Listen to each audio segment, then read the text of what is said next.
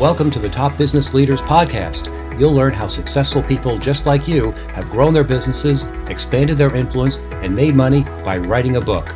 On each episode, you'll learn the inside secrets to help you create a book that can serve as a powerful marketing tool to skyrocket your business. I'm your host, Dan Janal. I help thought leaders, business executives, and entrepreneurs write their books. To find out more and to download our show notes, go to topbusinessleaders.com. I'm delighted to welcome our guest today, Alexandra Watkins, the author of Hello, My Name is Awesome, How to Create Brand Names That Stick. Thanks, Dan. Nice to be here. Oh, I loved your book. It was the funniest book I've ever read, the funniest business book anyway. I'll give Jerry Seinfeld some props for his books too. But outside of him, your book is not only informative, it's also very funny. I'm wondering, can you read a short passage from your book that gives people an idea of your writing style and your personality?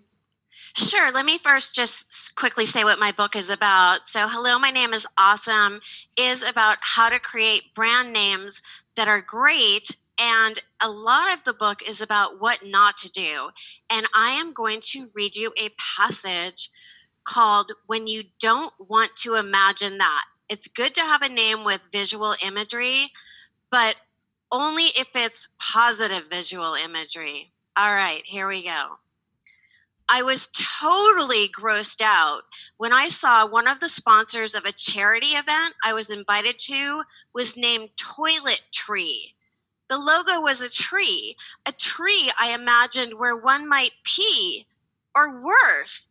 Ew, the imagery is disgusting. I thought surely they must sell supplies for commercial restrooms, but no, Toilet Tree sells personal care products, including ones for better oral hygiene, electric toothbrushes, flossers, things you put in your mouth. I suspect the company was trying to be clever because if you say toiletry fast like an auctioneer, you might hear toiletry, Toiletry. But if a person only hears the name, they would assume it was spelled that way. It would forever need explaining. I can imagine something like this phone conversation. It's spelled toilet, then tree, like a Christmas tree. The perplexed person on the other end is now thinking about how Santa goes to the bathroom. As a name, Toilet Tree stinks. Fantastic. I've read portions of your book, and I swear they could be keynote speeches, word for word. I'm wondering, and I'm sure our listeners are wondering too, when they sit down, how do they make the book, the written word, sound like how you speak? Write it like how you speak. Something you can do is don't get stuck looking at a piece of paper at your screen. Start talking into a recorder and telling stories. Have those transcribed. You can go on Fiverr and get your text transcribed for, I think, as little as $10 for 10 minutes. Then take what you said and tighten it up to be where it's a book. Don't try to write a book. Just start telling stories. Fantastic advice. I'm wondering, this is the second edition of your book. The first edition was wildly successful, of course. Why did you decide to update it? And follow-up question, how has the book helped you market your business? Well, let me flip those questions, because the reason I wanted to update it is because the book helped me so much in my business. The book, I did not want to write a book. My parents were authors. I knew there wasn't really any money in writing books, but I didn't realize, my parents did it as a passion. I didn't realize as a business person how much a book could propel my business. So when a publisher, Barrett Kohler, approached me and asked me to write a book, I was very resistant. I talked to a number of authors, though, and they shared stories with me of how the book was like a business card. So I thought, all right, I'm going to try it. I actually took one of my presentations, and that's what I turned into a book, which is another tip. Take a presentation, turn it into a book. So the the book, out of the gate, Inc. magazine named it a top 10 marketing book. It started getting a lot of attention. And what happened is, not only did I get hired by people, almost everyone who hires my firm, Eat My Words, has read my book. But the great thing is, usually when people would come to us before, they would be misinformed. I would have to do a lot of selling. They wouldn't really understand what made a name great. But after they read my book, I didn't have to do any selling. They were already sold. They didn't need to be educated on what makes a name great. They already knew. I had given them lots of tools to try it on their own, and they all did. But then they just said, you know what, you do it. Just like you can give me a recipe to make. I might make it, or I might just say, you know what, let's just go out to eat, honey. So yes, go ahead. I needed to update the book. It had been 5 years. The book was great for the business, and it trickled off after a couple of years, and it was time for a refresh. So I decided to do a 5-year anniversary edition, but I didn't want to just. Well, you can ask me about the content. I don't want to keep talking. Sorry. That's okay. A lot of my clients come to me and they have like 15 ideas for books, and it's hard to keep them focused on one solid idea. And it seems that you have your method and you're really tightly focused, but you must have a million other ideas too. How did you stay focused when writing the book? I think taking that presentation, which is an hour long, or really 45 minutes long, that's what helped me stay focused, because I took what was in my presentation and I just chunked that out into chapters. That was the easiest thing to do. But I'll tell you, there's, sometimes I wanted to add a chapter on domain names, and my editor said, no, you don't need a whole chapter. Just make that supplementary material on your website. I knew, because I run my business, no, that's really important. Domain names are what people really want to know about. So trust your instincts, but don't try to shove it all in one book. That's what other books are for. Great. I'm wondering, when you're the expert in this field, and just to give people some background, tell us about some of the companies that you have branded, or names that we are very familiar with. All right. Well, a name that you might have heard of, that I didn't name this for my company, Eat My Words. I named this as a freelancer for a company called Strategic Name Development, and it's the Wendy's Baconator. Mm-hmm. So that's kind of my claim to fame. I can't really put it in print. I named Mac and Cheetos for Wendy's. Mm-hmm. The robotic vacuum named Nito. Those are some of our better known names. There's energy gum that you see at a lot of convenience stores at the counter called Alert. That's a gum from Wrigley's. It's an energy gum it has a lot of caffeine, keeps you awake. So those are some of the names you might recognize. We work with clients like Google, Disney, Xerox, Frito-Lay, lots of big brands. Great. Just, I want to give people an idea of the kinds of clients you work with. So you deal with some top name companies. I'm wondering, since you are the expert and you know what you're doing, did you feel the need to send the book out to beta reviewers or get a feedback on your writing or your ideas from anyone else before you went to print? I suggest that people do that. Here's what I did. I was an advertising copywriter for years and years. So I was already a really good writer and a tight writer, no extraneous fluff. However, turning in my first book, I didn't send it to people to read. I maybe let a couple people read it, including my mother, who is a writer herself, but of course wasn't going to chop it to pieces. What my publisher does, which is a great thing to do, is they give the book to 4 different people. Someone who's in your field or closely related field, someone who knows nothing about what you do. I think they might pick somebody from academia, which I don't really think is a great idea for my style of writing. And then they look at it themselves. Every person writes a report. It's like getting a book report on your book. And they say it's three or four pages, and they write, here's what I liked about your book. Here's some areas that really jumped out. And then they'll talk about trouble spots. Now, you can take or leave the feedback. If multiple people, though, say, I didn't understand this, that's a signal to you, hey, you better change that.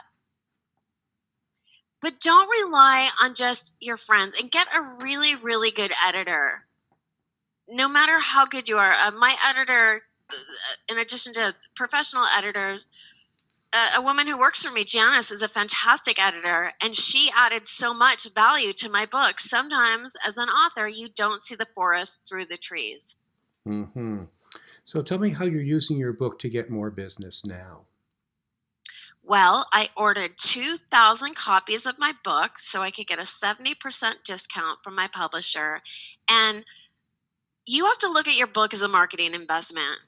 Do not think of it as, don't even think of your book. You're selling books will not make you money. Selling the book won't make you money. The book will make you money because it's your business card. It will give you credibility and bring you business. So what I have done is I am sending books to everybody. And I'm not just sending one book. I will send a cute little box of 4 books. The first book is signed to that person, and the other 3 books have Post-it notes on them. So instead of the name tag saying, hello, my name is awesome, it says, hello, my name is, and there's a Post-it note that says, share me. So people can share them. Now, not everybody's going to want to share books. If you're sending it to another author, they're probably already inundated, like Dan, I'm sure you are, with tons of books. But giving your book to somebody who's a consultant that might have clients that would be synergistic with your business is a fantastic idea. And I have been putting my books in tiny little libraries for fun. It's a great idea. Oh, and in the tiny free libraries, I put them all over my neighborhood where I live. And you know where I live, down in San Diego, near you. I live down in Ocean Beach, Point Loma. And in each of the books, I wrote a little note that says, hi, neighbor. I hope you enjoy this book that I wrote. Because I don't want them to just think, hi, neighbor, I put this book in here. Like, I hope you enjoy this book that I wrote. I'd love to hear your thoughts. Please let me know how you liked it. And I put my email address in there. So I'm hoping some people pick up my book and contact me. I thought that would be a really fun way to meet people that are fans. And that's for the social aspect of it. You can't use your book just for pure business reasons. I mean, be nice about it. But yeah, I give my book out every year. I speak at Stanford at the grad school. Everybody gets my book. 300 students, they all get a free copy of my book. A lot of your book needs to be optics. I want Stanford students to be walking around carrying my book. An ebook is fine, but nobody's going to see the ebook. But that Stanford student, lots of them are entrepreneurs, obviously starting big companies. They're going to either need my book or they're going to know somebody who's going to need my book. So you have to think of your future customers too. It can't just be people that need you right now. Great idea. I love that. No one can see an ebook, but the optics of 300 people walking around the Stanford campus with your bright yellow covered book is going to start conversations. And who better than future entrepreneurs from Stanford? That is absolutely brilliant. Has the book led to other speaking engagements for you? Yes, the book. Wow. Yes, I have. The book has not only led to speaking engagements. One particularly good example is United Fresh Produce is a produce growers association, and they have a branding conference every year called Brandstorm. They invited me to be a keynoter, and as part of, so I use my books as a negotiation tool. I knew that sure they offered me to pay me, and I said, well, I wanted more, but I said, then they didn't really want to give me more. And I said, how about this? Give away my books to everybody because I knew I would get far more value out of everybody having my book. So they used my book as a registration incentive to get people to sign up for the conference, and they mailed my book in advance. My book at the time was skinnier. It was an airplane book. I think it was about 100 pages. Now it's 150. But people read my book before they came, and a lot of people read it on the airplane. After I spoke, I got off the stage. A fellow came up to me. He owned a company called Utah Onions, and he said, I loved your talk. I read your book on the airplane. Let's work together. So use your book that way. Don't get hung up on, oh no, they have to pay for it. Look at the long-term value. What is it really? Don't nickel and dime it. Think about who is going to have this book in their hands that could hire me one day. Fantastic. I always tell my clients that no one wants to read the encyclopedia about their topic. They want to get on a plane in New York and finish the book by the time they get to LA. And you just proved my point. So I love that. Yeah.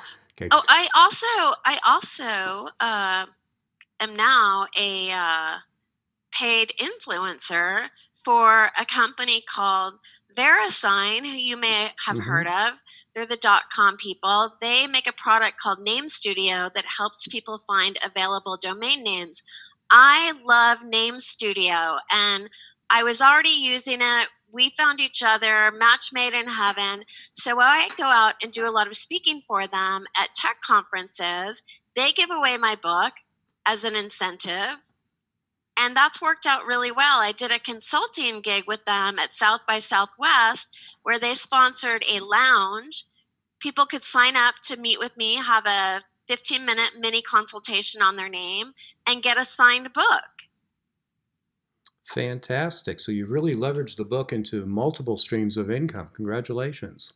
Thank you. Okay. As we wrap up, do you have any final words of advice for thought leaders who are writing their books? Yes. Just collect stories. Trust me, you will never remember them later. So anytime somebody sends you an email about something interesting, or you hear it, just send yourself an email, book chapter, book, names that suck chapter, book, corporate creativity chapter. So then that way, when you get to those chapters, or, keep notes on your phone, whatever it is that you do, but don't think you'll remember it later. And then that way, when you get around to writing your book, you have all those at your disposal, and you don't have to search your brain's dusty filing cabinet trying to find them. Well, thank you, Alexandra. Why don't you remind us again the name of your book, the name of your website, and how people can get in touch with you? Okay, my book is called Hello, My Name is Awesome, How to Create Brand Names That Stick. If you look for it on Amazon, make sure you get the one with the blue name tag, not the red one. They have both. My website is eatmywords.com, and I am at Alexandra at eatmywords.com. Thanks for listening to Top Business Leaders, the only podcast that shows you exactly how people just like you have built their businesses by writing a book. If you'd like to write your book but don't know where to start, you can find great information at writeyourbookinaflash.com. Thanks again for listening. We'll be back next week with another insightful interview to help you become a top business leader.